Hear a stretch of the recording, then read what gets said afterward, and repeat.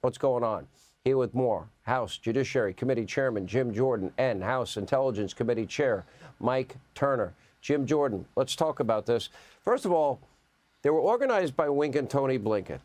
Number one, none of them ever knew a thing about the laptop. They didn't know anything. And they signed the letter for one reason only, to help Joe Biden win when they knew how damaging that would be to his chances of winning in 2020. Is that election interference?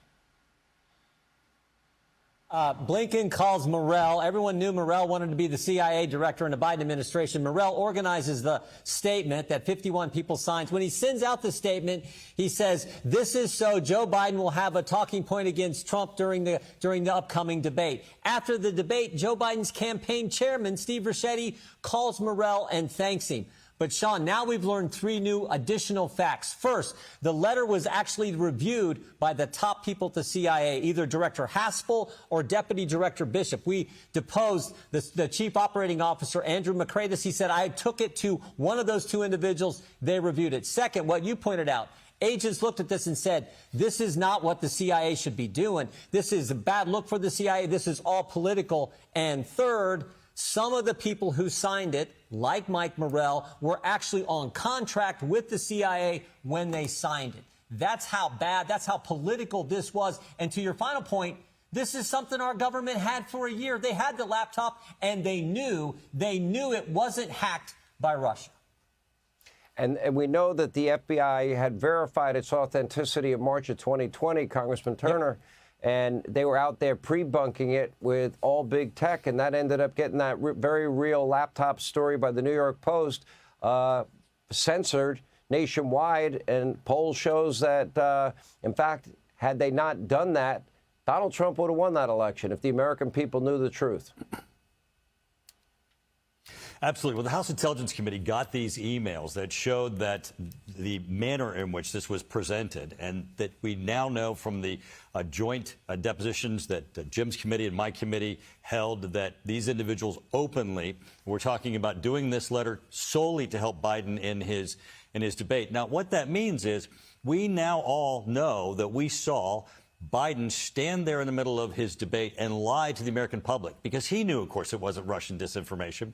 When he said, I have a letter that says this is Russian disinformation, there's nothing to this, Biden was lying to the American public. But also, everyone who signed that letter, the IC-51 as they're called, they were lying. On depositions, they, one after the other would acknowledge they didn't even try to verify it. They knew what they were doing. This was totally political, totally for the debates, and they were lies.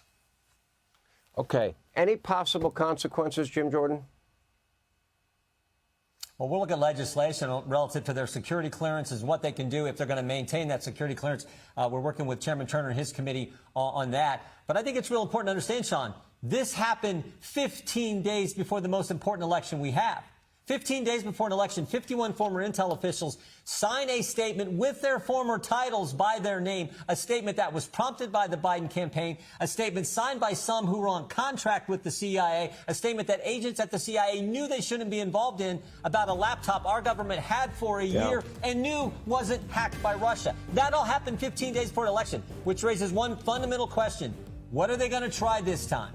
What are they going to try before this election on November 5th?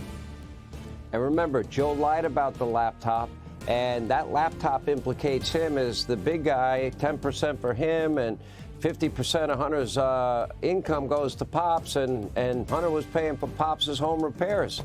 I think we need answers. I think Joe might need a lawyer come January. Thank you both. Hey, Sean Hannity here. Hey, click here to subscribe to Fox News YouTube page and catch our hottest interviews and most compelling analysis. You will not get it anywhere else.